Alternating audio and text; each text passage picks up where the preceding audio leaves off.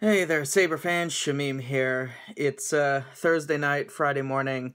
I just got out of seeing Star Wars: The Last Jedi for the first time. Um, I want to record some initial reactions for you guys for my channel. There may be spoilers in this video. I don't know where my thought process is going to be or where it's going to go. So you've been warned. If you don't want to know anything about the film, stop watching now. Come back after you've seen The Last Jedi. All right, here we go. My initial feeling is slightly let down. And I'm going to preface that with the fact that I was spoiled on two plot points leading up to the film, because I serve as an admin on one of the lightsaber Facebook groups. Some people felt it was okay to post their thoughts on the film, and some people posted unfiltered thoughts, and so spoilers got through.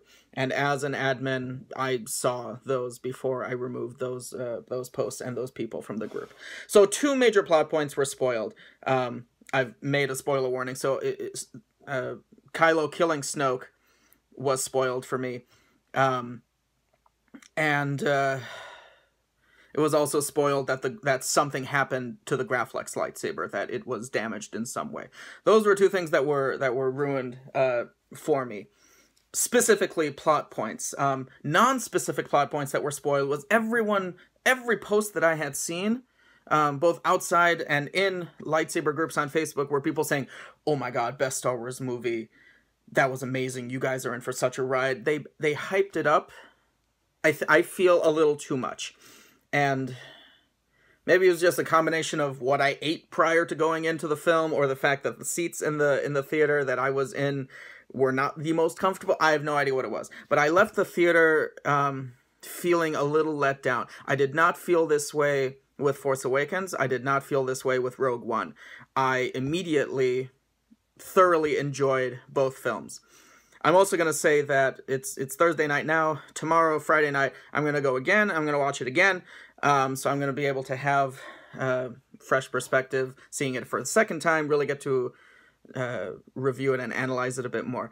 I'm extremely critical of films, not just Star Wars films, films in general. So that's just how I am, and I always have been. Films that my parents and my brothers and other friends and family go into and they love and they enjoy, and they're like, "That was such a fun movie." I walk out of the theater going, "But such and such plot hole, but such and such camera angle, but such and such acting scene was not good." And, you know, so the music choice here it didn't tug at my emotions correctly, or, you know, that character he acted out of the way that his character would have based on what we've known about him. So I'm extremely critical about films, and I think that is to my detriment at a Star Wars film, because I want to go into it and love every single thing. And I think that upon a second viewing, I will love a lot more of it. It's just right now, I feel conflicted. I feel like the time frame of this film was very curtailed. Even though it was the longest Star Wars film, at 2.5 hours, longer than any, as far as I'm aware, longer than any of the other Star Wars films, it just felt very, like, it all took place, like, within the span of a day or so. And I feel like other Star Wars films have taken several days at least in terms of time frame. Because, you know, it starts out at the beginning and the First Order is attacking and they've evacuated their base, and then immediately after, 5 minutes after they come out of hyperspace, the First Order is right on them again. And then from there on, it's like a ticking time of like, oh, we got 16 hours before we run out of fuel. So in 16 hours, Finn and Rose have to go and find the code hacker to come and then slice into Snoke's ship so they can get in and turn off the tractor beam. But then that whole plot thread doesn't really resolve itself, because the whole point is to get rid of the tractor beam so that they can then jump to hyperspace and then be free and then live to fight another day. They managed to... I don't even think they managed to turn off the tractor beam. They get right there, and then they get cock-blocked by Captain Phasma and Benicio del Toro's character, who betrayed them. I did not see that coming, actually. Especially after he handed the pendant back to Rose. I'm like, oh, this is a good guy. So he's like, he's a swindler, and he's low-life, but, like, he's got a heart of gold. And then the betrayal came, I'm like, holy shit, I did not see that coming. And then when the ATST is coming, and I was like, oh, Benicio del Toro had a change of heart, and the head rips off, and it's BB-8, and I'm like, what the hell? BB-8 driving an ATST. That was pretty cool. I loved BB-8 had some great. See, there were some great moments in this film. Like, individual scenes and sequences were really, really stellar and made me laugh or pulled at my heartstring. Chewie roasting a porg on the beach at night, and the other porgs coming along, and they're like, you ate my mom, you ate my brother, and he's like, rawr, go away, I will let me enjoy my pork sandwich in peace. Chewie's interaction with the porgs were great. Individual moments were great. I'm just conflicted. I don't know. The tractor beam thing didn't go. They managed to get to the planet just barely, and there's like 20 of them left. Maybe it's, I don't know. I have to see it again, and I have to see what direction they're going with their new canon. There were a lot of problems with the old expanded universe, but there were certain elements of it that I just felt from a character and story perspective are lacking in this new thing.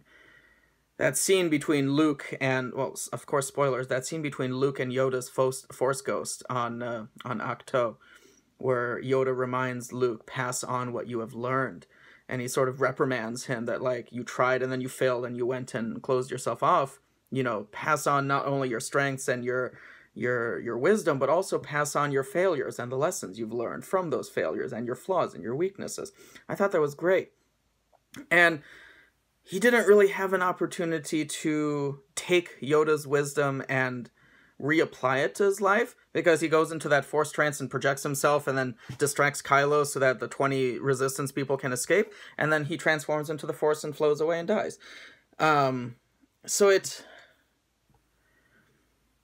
the element of Luke reestablishing the Jedi Order and reestablishing the Jedi Council, fixing a lot of old flaws, but then bringing in new flaws with the Jedi Council in the expanded universe, I really liked that dynamic of actually seeing Jedi Council debate. Like, we never got to see that in the prequel trilogy. It was all, you know, Mace Windu says something, and then everyone, I agree. Master Windu should handle General Grievous. I agree. What about the droid attack on the Wookiees? Yoda will go. I agree. And there was never any dissent or debate within the Jedi Council. And that's something that I loved in the expanded universe, the new Jedi Order. Kip Duran, wants to be more aggressive. Kenneth Hamner wants to be less aggressive. Luke is trying to balance everything. But at the end of the day, everyone looks to Luke and they're like, okay, Grandmaster, I may not agree with you, but you're the Grandmaster. You trained all of us, so we're going to try and go with you. And Luke struggling with his flaws and wanting to provide the best path for the Jedi to follow, unsure of himself. He's like, Kip has good points. Kenneth has good points. These other people have good points. What do I do? And there was no unified front for the Jedi Council to be like, okay, Yoda has spoken. Agree with you, the Council does. Like, Yoda just makes a decision and he's like, yeah, of course the rest of the Council is going to agree with me because I'm Yoda. But Luke opens it up for, actual debate, and it's difficult and it's messy, like life should be. And I love that dynamic, and I miss that a lot from Force Awakens, Last Jedi, this new canon. And we're not going to be able to see any of that because now Luke is gone. Maybe we'll see some Force Ghost action in Episode 9, continuing to train Rey. That would be great. But now I'm curious what they're going to do with Leia in Episode 9. I've read conflicting reports saying that she shot some stuff and they're going to try and weave it into 9, or they're going to find a way to write her character out of the story somehow. I mean, they've been setting up now in this film Poe as the new, leader of the Resistance at the end of it, where he's like, come on, this way, and they all look to Leia and she's like, why are you looking at me? Follow him. He's clearly the leader. And then she smiles. So that was sweet. So yeah, they're setting up Poe, but it would be nice to, I don't know what they're going to do with Leia. When she went, when her bridge exploded and she went flying out into space, I was like, oh God, I was not expecting her to die 5-10 minutes into the movie. Oh my god. And then she's out there floating, she's starting to crystallize up because it's cold out in space, and I'm like, oh, and her theme starts playing, and I'm like, I can't even handle this. And then she force pulls herself back into the burning wreckage of the ship and past the door, and she's like, oh my god. And then they're all like, oh yeah, we gotta fix her, we gotta fix her. My feels were not ready for that. My feels were not ready for that. So she's still alive at the end of The Last Jedi.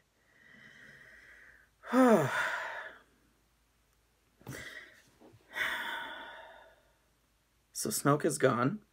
We didn't find out who or what he is. Interestingly, a bit of Palpatine's theme played during that sequence. So I thought that was going to lend credence to the Rey is a Palpatine theory, that she was going to unleash some Force lightning and it'll be revealed that she's a Palpatine. Who knows? That wasn't the case. Kylo took him out. I felt like I don't know what they did with Kylo's character in this film. Who is he playing? Who is he double-crossing?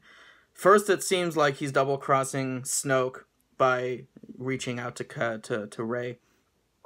And then, in the throne room, it's revealed that Snoke is manipulating everything, and he's like, oh, I can see everything that's in Kylo's brain, and we all tricked you, and you were not weak, you were not strong enough, Rey, to resist the temptation to try and come here and bring him back to the light. So then it looks like, oh god, now Kylo has betrayed Rey, but then he uses the Force and turns on the Graflex and kills Snoke, cuts him in half, and then it's like, oh great, yeah, so he's actually a triple agent, and he's playing Rey, but then at the end of it, he's like, join me, and together we can, you know, screw the rest of the galaxy, and we'll just start a new world order all on our own, and we'll rule the galaxy together. And she's like, no, please don't do that. And they try to force thing over the Graflex and explodes. And then she's able to escape. And then he lies to Hux when he comes in. He's like, what the hell just happened? Snoke's body is sitting right here and all the Red Guards are dead and our ship is torn in half. What the hell happened? And Kylo's like, the girl, she killed Snoke. So then he's like a quadruple. It's like, what are they doing with his character? Where is his ultimate arc leading? They've clearly set up Rey as being the first of the new Jedi. Because Luke is all like, you know, Kylo, you're wrong about killing me. Once you've killed me, then you've killed the last Jedi. You're wrong about that because I am not the last. I'm no longer the last of the Jedi. And then it cuts to Rey using the Force to free all the Resistance people with the rocks. So they've set up her arc. She's going to become a new Jedi. She's going to help build the Resistance because she's sitting there with Leia with the broken lightsaber. You're like, what do we do now? We don't have anything. And Leia's like, we have everything we need. You know, we have you, we have me, we have Poe, we have a small band of people, and we have hope. You know, we have that little Rebel Alliance medallion that boy on that one planet, the gambling planet. I hated the gambling planet.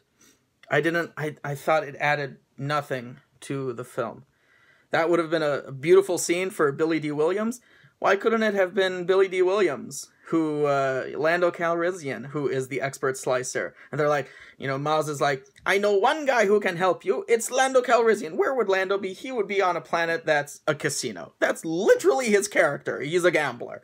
That would be, and he's a high-rolling gambler. He's not a low-life gambler. That would have been a perfect place for, even if you don't want to make him part of the story, a cameo. Have him gambling in the back of a table. Hey, sugar honey iced tea. It would have been great. So I bemoan the lack of Lando Calrissian. As a lightsaber fan, I am so glad that Luke's green lightsaber was in the film. We got to at least see it in the flashbacks. It was interesting seeing like 3 different versions of that flashback of him going to confront Ben Solo. And I didn't get a good look at the lightsaber that Ben Solo uses as he tries to defend himself. If it was the Graflex, if that's why he says that lightsaber, it belongs to me in The Force Awakens, if he used the Graflex as his training lightsaber, that wouldn't make sense. You know, the more I think about it, that wouldn't make sense. Because Han, when he sees the Graflex for the first time, he's like, where did you get that? So, or maybe he thinks, where did you get that? Because the last time I saw it, my son was using it at his Jedi Training Academy. So it's either the blue lightsaber that Kylo uses to defend himself against Luke. That's either the Graflex. I didn't see. I'll look more closely tomorrow when I go see it again. It's either the Graflex or it's a different lightsaber that he had built as part of his Jedi training. But it was cool to see some nice close-up shots of the green thin neck, the hero prop, in The Last Jedi. So I'm hoping for some nice screen grabs. People can start making their Episode 8 version of the Luke Skywalker lightsaber. And when he projected his Force Ghost at the end, or his Force Spirit at the end, and you saw the he has slightly browner hair, shorter hair, I'm like, that's odd. But then the moment you saw the Graflex clip to his belt, this is of course after the Graflex has been destroyed in the film. So it's like there's something wrong. Does he have two Graflexes? Do the prop department just not give any shits about this? About any continuity? I mean, like, I know that they don't care about lightsaber continuity or prop continuity in the films. That's been well established. But to completely mess that up, something's wrong. I can't believe that the prop department screwed up that badly. Something must be up. And then when he's taking all the guns and he just keeps walking, I'm like, damn, son. Man, Luke Skywalker is boss. There's Ki-Adi-Mundi and Adi Gallia and those people being taken out by a couple blaster bolts by clone troopers. Luke Skywalker is taking 50 billion lasers from these AT-AT walkers. And I hate myself that I said AT-AT. AT-AT. I'm one of those people. It's an AT-ST and an AT-AT. Anyway, I know that they have some new designation in this film because they're like the big gorilla walkers, like the ATMG something. I don't know. Whatever they are. Luke's taken a whole bunch of them and just keeps walking. And then he turns on his lightsaber and the Graflex and it's blue. And I'm like, I don't understand. And then when it's revealed that he's just projecting himself at the Force, that was really beautiful. It cut to Luke back on the island, sweat pouring down his face at the sunset and just floating and meditating above the rocks as he's projecting that image onto a planet, I don't know how far away. Wow. When they were setting up the whole... I thought that Luke was physically going to appear. When they showed that shot at the beginning of the film where Rey looks down and she sees his X-Wing in the water, I thought that they set that up. Okay, so he has some kind of transportation. He has an X-Wing on the island. And then when they're all like, oh, we sent out their distress signal, Leia's personal code, a lot of people received it all over the place, but no one is responding, no one is coming, there's no hope. And then Luke Skywalker shows up in the shadows, and it's like, oh, Luke, oh, he flew in on his X-Wing, and he's gonna kick so much ass right now. This is great. So I thought they were actually gonna go for a physical reveal, but I kind of like the whole Force Spirit thing a bit more. And I loved thematically when he's exhausted, he's spent all of his energy to do this one thing to help his sister and Rey, the next generation of Jedi, to escape. He looks out at the sunset one last time as the clouds start to cover the one single sun on Ahch-To. And then it cuts to Luke again, and he's looking out, and it's the twin sunset from Tatooine, his home place, where it all started, where he met Ben Kenobi, where he started becoming a Jedi, and the Force theme comes up, and then it cuts back to his face, and there's a tear, and it cuts back, and it's just a single sunset, and the cloud goes, and then he's gone, and his cloak just flutters off into the distance. And I love that he transformed into the Force as well. It would have upset me if, like, he had physically gone there and Kylo had killed him with a lightsaber, or some other way if he was physically traumatically injured and then died. I love that he's by himself and he transforms into the Force. That was touching. It was nice.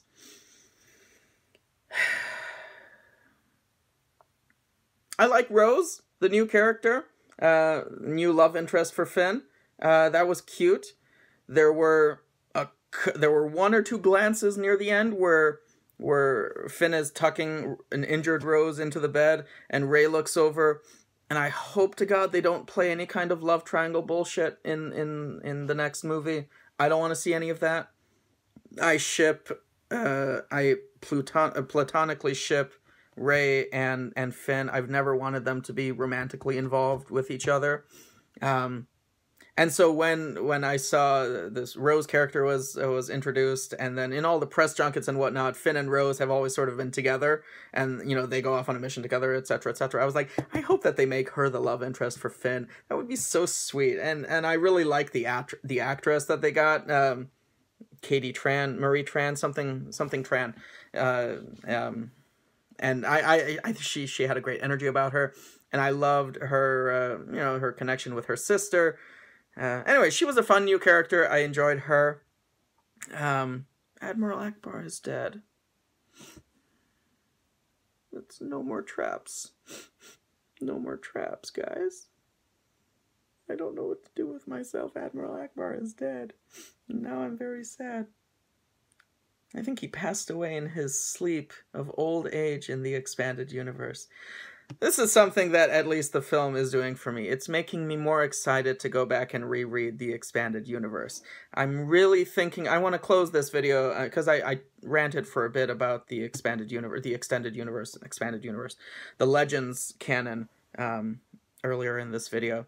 And I want to say that I'm not any kind of purist or any, because, you know, you've seen my Force Awakens commentary. I loved The Force Awakens. I loved the characters they introduced. I loved Rey and Kylo and Poe, and I was curious to see where their stories went. And now that I see the direction that some of their stories are going, I'm slightly less enthused. Just based on my first viewing, it's midnight, it's past midnight, I'm tired. So maybe that's all clouding my judgment, I don't know.